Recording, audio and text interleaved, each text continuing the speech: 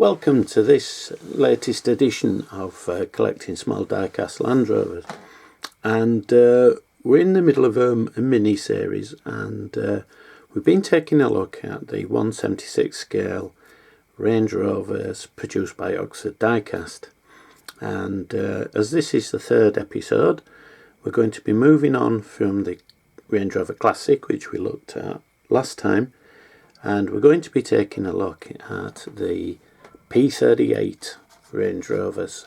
There's 3 models being released, and I'm sure there'll be some more to follow in the not too distant future, but we'll just do a bit of housework and then we'll get straight into it. So first I'd like to say a warm welcome to all the new subscribers to the YouTube channel, and also to the people who've taken the trouble to join the Facebook group, and a warm welcome to you also. There's been some nice comments coming in on some of the models we've covered, and it's always nice to know that one's efforts are being appreciated. Right, we better get on with looking at some models. So the P38, I'm a bit biased. I think it's the best looking Range Rover produced, followed by the Classic. But we'll set up and we'll dive straight into it. As I say, there's only been 3 models produced, a green, red and blue, and I'm quite sure there'll be more to come. All of these, as you can see, have been in plain road going livery. There's been no working vehicles, as I like to call them, so we'll set off with the first one. So you know the drill by now, so it's down to the paperwork. Code 76P38001, Range Rover P38 in Rover Red. So the coding is 76, we know that's the scale, P38 is the model of the vehicle, and 001 is its catalogue in the releases with this particular model. So we're looking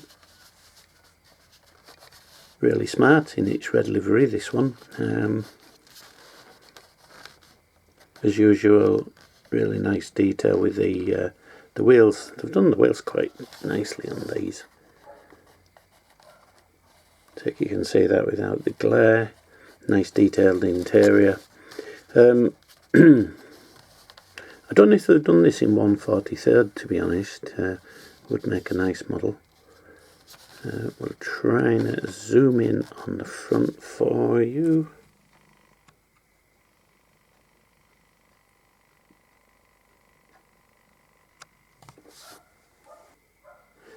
Right, there we have the registration number N658HUY, a typical UK style registration. There was some comment a couple of weeks ago that I think it was Dan Witchell made of Roverland, trying to understand the UK number plate system. We've chopped and changed that many times depending on what era the vehicles are from. In this case, the N denotes the year, the number is just the number of the vehicle, and HUY is the area that it was first registered in. It's difficult to follow because they do tend to change around a bit. I know in North Yorkshire, if you saw a car with DN registration, that was a York vehicle, or VY. VY was also North Yorkshire. But as more and more vehicles have hit the road, they've had to extend the numbering system out. So the current ones are usually 2 numbers, 3 letters, followed by 3 numbers. Yeah, that's right. And I dare say when they run out of all the combinations of them, they're going to have to come up with something different. Anyway, I digress. Nice view of the front end. Let's just bring you around the side there. Right, see the wheels.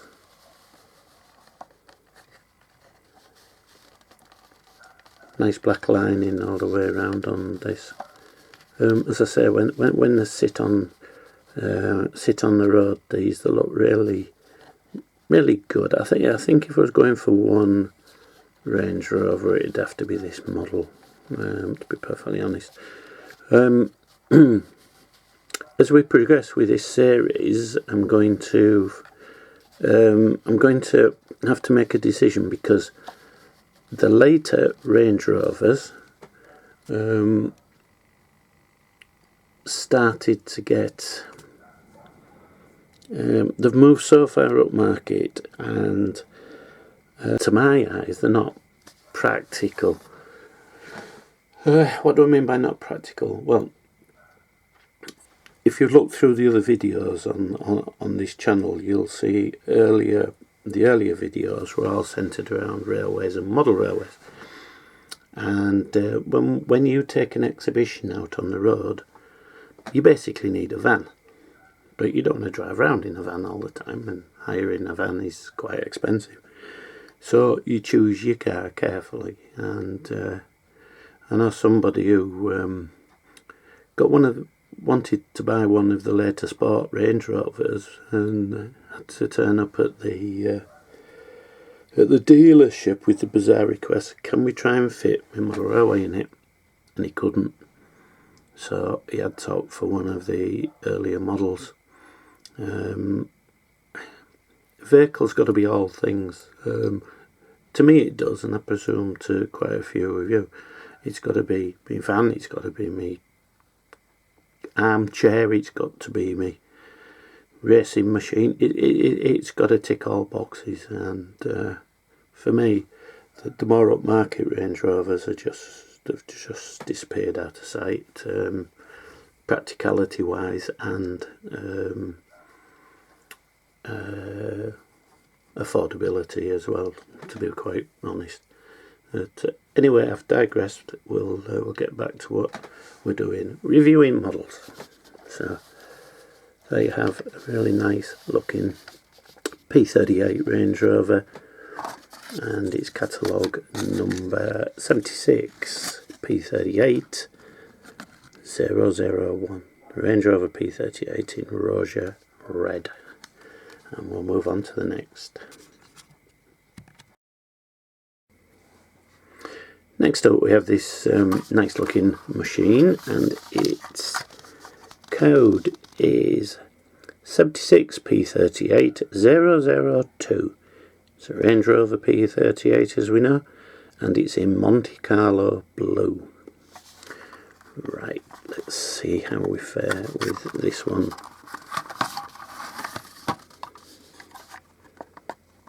Right, gently does it. For those keeping count, no, we cracked it. But it's all part of the service. I do it so you don't have to. Just leave them in the package and enjoy it in its pristine condition. Let's zoom in on this one.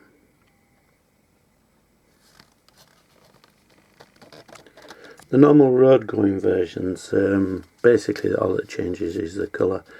They're the same casting, same model, with the same details. But this nice metallic blue is quite pleasing actually. Right, let's see if we can get you in onto the old number plate.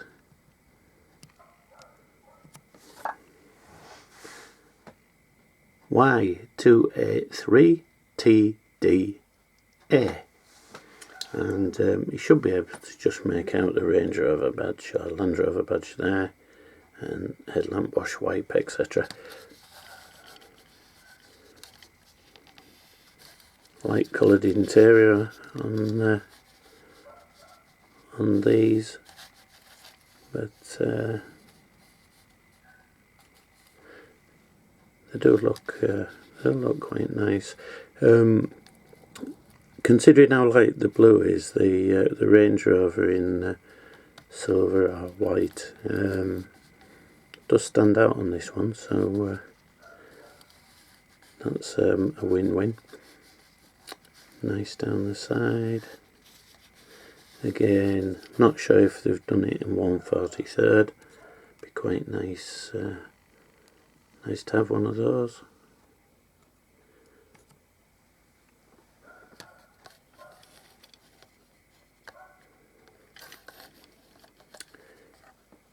Not sure the production dates for P38s, but I'll put it up in the writing below when I've done a bit more, a bit of homework and I come to do the editing.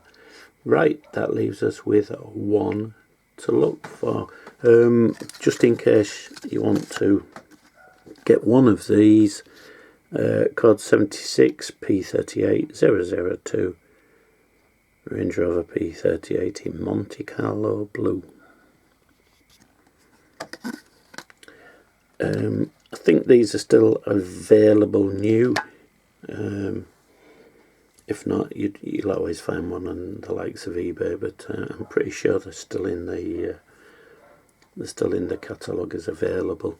But if not direct from Oxford, there's many retailers that have them in stock. Right, just set up for the last one, and then we'll let you have a look at that. Right, the last one is 76 P38 003. Range Rover P38, Epsom Green. Epsom Green, a green, sort of a mid-green metallic. Quite smart. I'm going to do this off camera and see if I can get away with not breaking it. Now this Epsom Green, seem to recall seeing quite a few in this colour on the roads. I don't know what the extent of the available colours were for the Range Rover P38s.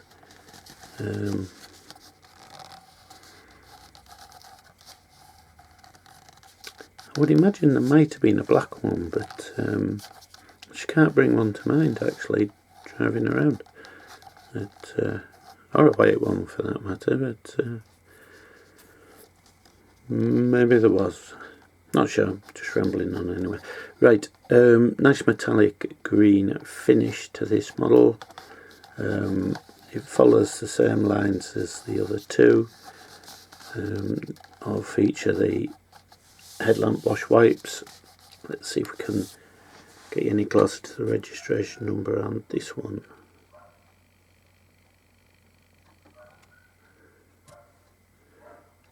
Right, S877JRA. So there we have it, S77JRA. Right, around at the back. The Range Rover legend stands out quite nicely on the darker green. Rear lamps all picked out nicely. There's just, I don't know, just something about these P38s. But yeah, really cool looking. I think the later model, the 2003 version, the bumpers grew somewhat. So perhaps this was down to the change in pedestrian safety regulations and things like that, which meant a lot of vehicles had to be radically redesigned as the requirements got more and more stringent.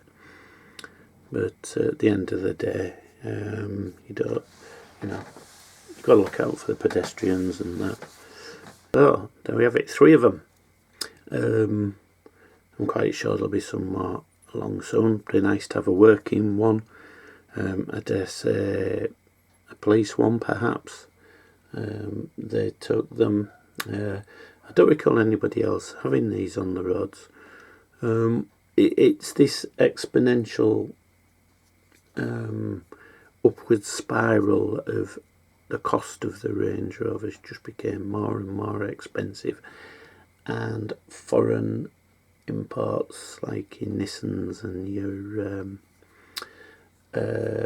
Toyotas and things like that became more cost effective in ownership and longevity. You know, once a lot of these agencies are investing in the vehicle, i.e. police and other like Coast Guard agencies, all generally moved away from the Land Rover products as they could get more affordable equipment and probably just as reliable, if not more.